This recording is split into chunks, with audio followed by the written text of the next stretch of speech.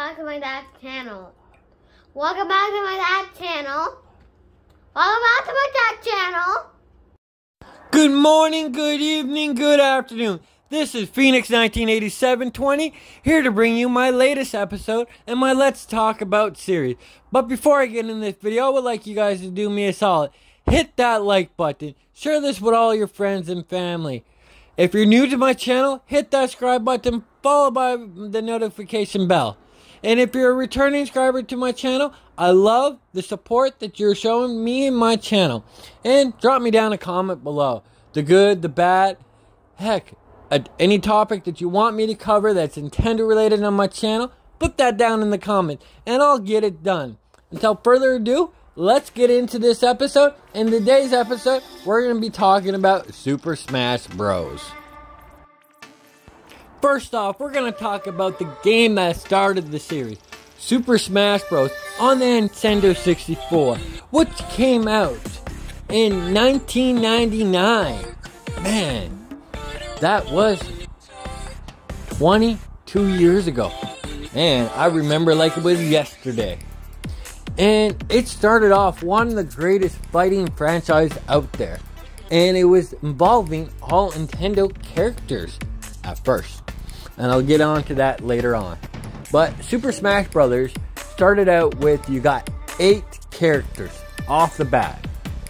Would also give you a chance to unlock 4 more characters doing special things with inside Super Smash Bros.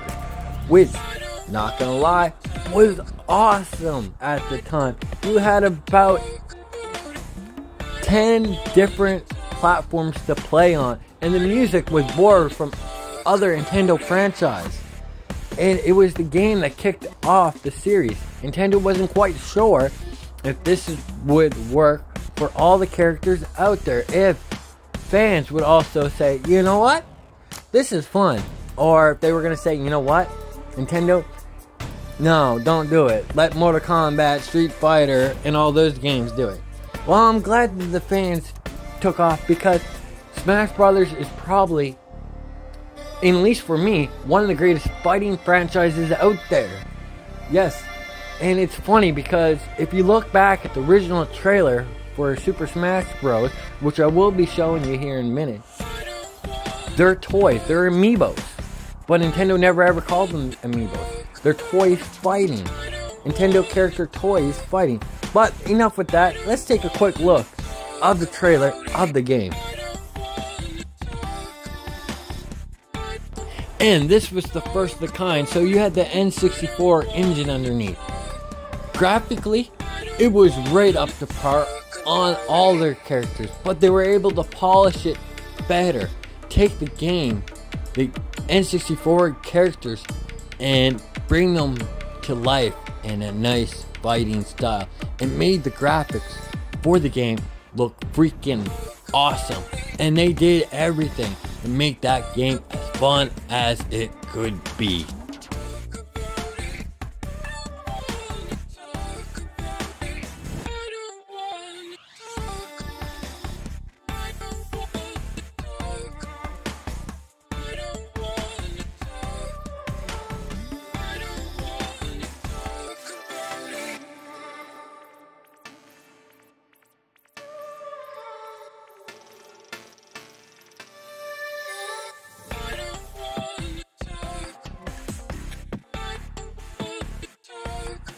Then on the Nintendo GameCube era, we got Super Smash Bros. Melee, which started off of a roster of 15 characters off the bat, where you can get an additional 11 characters, which give you a total of 26 characters in the game. Yes, and it offered 29 stages. And the game came out in 2001 on the GameCube. And today, it is considered the best Super Smash Bros. Game in the entire franchise. With the GameCube controller, it offered a lot of awesome stuff. And they still make adapters for every system, so you can plug in the GameCube controller so you have that control that you love. Now, I'm going to jump into the trailer and show you a little bit of the trailer now.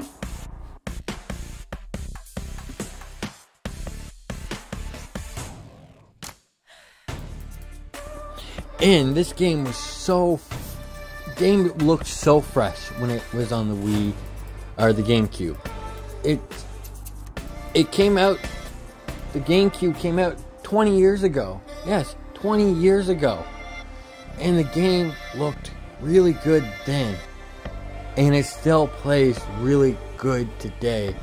Yeah, the graphics ain't the greatest today, but the game is still the greatest today. And you can't do nothing wrong with that. Nintendo's just multiple tournaments with this game alone. So, as a Melee fan, and I'm a big Melee fan, I thought, and I still do, the game was dope as hell.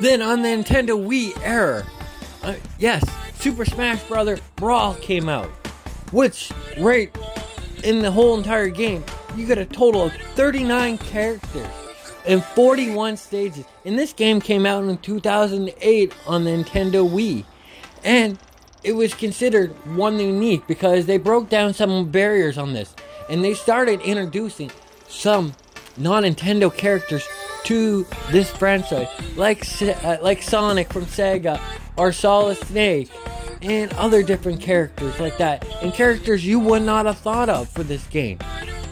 And what the good thing with this game is they give you multiple options for controls.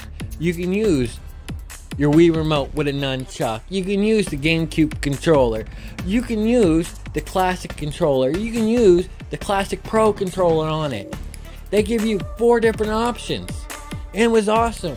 And it was the first Smash Brothers that actually had online play via Nintendo Wi-Fi thumbstick that went into the back. Now, not gonna lie, it wasn't a great lag like a motherfucker when you went online, but you have 4 players on the couch, and yes, 4 players on the couch, you could dominate and have so much fun, and it was awesome. If you don't believe me, check out the trailer right here.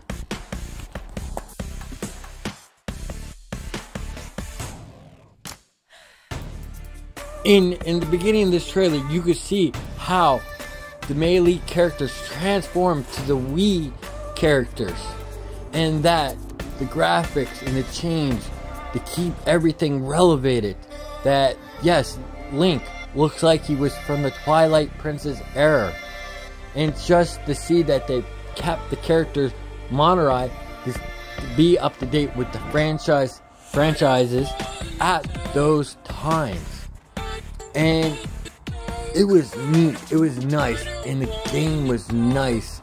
And even though it was on the Wii, and a lot of people didn't like the Wii, the graphics on the game was still pretty fresh, pretty crisp, and probably really excellent at that time where technology was at.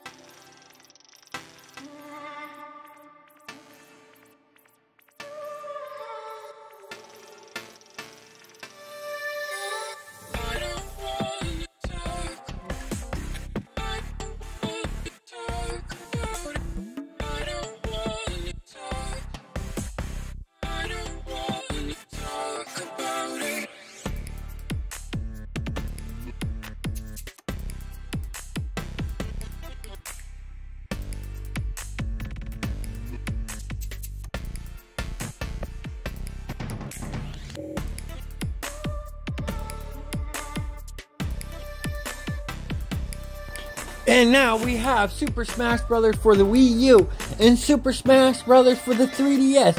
Yes, both games came out in 2014. And both of these games were simultaneously released. Both of these games had a total of 58 characters. Yes, 58 characters, which 19 of them were new. And this is the first game Nintendo had download characters onto their game. Yes, there was 7 characters that could be downloaded. The game was online. The game had multiple different controls. You could hook up, well, you play the gamepad, the Nintendo Wii U Pro controller. You can use Wii Remote and Nunchuck. You could use Wii Remote and Pro controller. You could use the Wii Remote and Classic controller. You can use the GameCube and with the GameCube adapter. It had multiple different controls. And when you played on the 3DS, the controls were definitely simplified to make it a lot easier so you can play on the 3DS. And who wouldn't? You want to play Smash Brothers and go? Put that bad boy in your back pocket. Go, get on the bus. You can play it on the bus. The Wii U, if your wife wants to watch some TV, well, you can send that right to your gamepad and you can continue playing. Or you could have had a gamepad and use a controller as well. It all was all good and fun. You know what I mean? And it was a sweet game. But as the games progressed, they started losing some of the things that made them famous for. And that's why I say, like, Super Smash Bros. Melee was perfect. It had everything that everybody wanted, and nobody wanted to lose that stuff. But let's go check out the trailer, and you guys tell me what you think.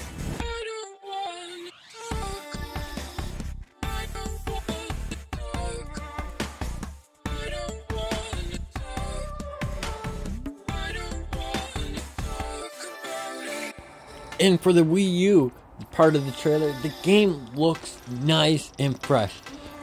And how they brought all this together. And I also loved what they also did with this game. The 3DS portion of it. The 3DS portion gave people a great game.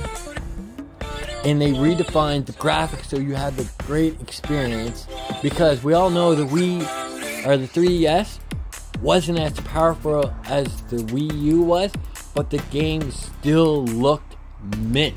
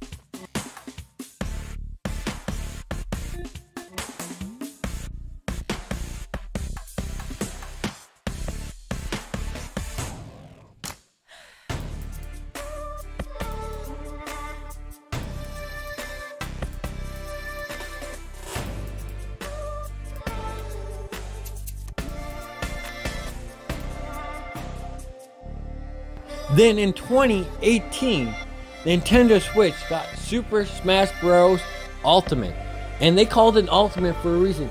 Because every character were in the past Super Smash Bros. Game, and every stage that was in the past Super Smash Bros., they were in the game. You started off with 80 characters. 80 characters. And Nintendo had online, and you could play with Joy-Cons, you can play with the Pro controllers, you could play with the GameCube controllers, which was freaking awesome because you still got to keep that GameCube feel. But they introduced 80 characters, and they weren't done at that. They came out with 2 DLC packages afterward that had between 6 to 8 characters in each package. But they reached out to non-Nintendo related characters. They reached out to Square Enix, to Microsoft, Kenobi, and to a lot of different companies out there getting their characters in that game. like Cloud, Steve and Alex for Minecraft, Sonic, and the list goes on. I could sit here and count how many characters, but I will be here for about 2 hours, and we don't want that. But it brought in a lot of nice things. So, let's check this stuff out. Here's the trailer for that, guys.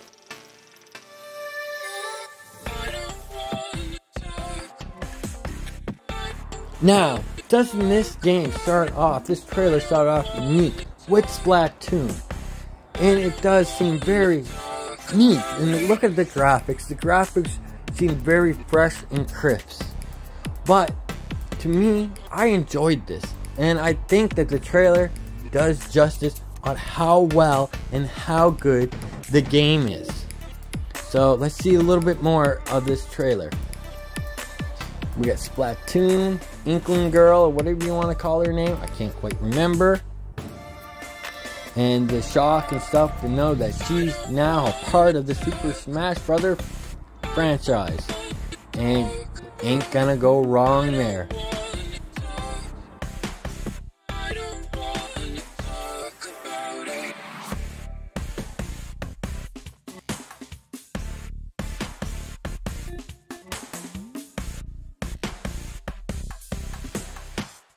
So guys, this is the end of my video, and I really hope that you enjoyed my video. So I want you guys to do me a solid, hit that like button, share this with all your friends and family, and cross all your social media platforms. If you're new to my channel, do me a solid, hit that subscribe button, followed by the notification bell so you can stay up to date with my latest videos. And if you're a returning subscriber, I love and I appreciate all the support that you guys are showing me. And drop me down a comment below, the good, the bad, heck, anything that you want me to cover on my channel that's Nintendo related, I will get done. So until further ado, this is Phoenix198720 saying I hope you have a good morning, a good evening, a good afternoon. Peace.